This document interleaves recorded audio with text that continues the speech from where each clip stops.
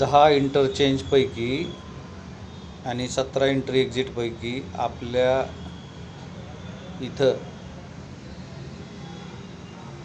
काय असेल हे लाभार्थी बाधितांनी आणि पंचक्रोशीतील लोकांनी प्रत्यक्ष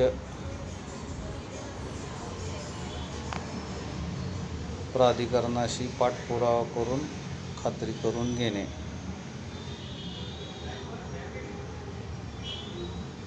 कारण गफलत अशी आहे की राष्ट्रीय महामार्ग आणि राज्यमार्ग यामध्ये वाहनांची जर गणना केली तर राष्ट्रीय महामार्गावरून वाहनांची संख्या जास्त असते वर्दळीची आणि राज्य महामार्गावरून कमी असते. तर पात्रता निकषामध्ये राष्ट्रीय महामार्गाला पहिल्यांदा प्राधान्य देण्यात यावे एवढाच त्यामागचा प्रामाणिक हेतू आहे. नमस्कार मित्रांनो.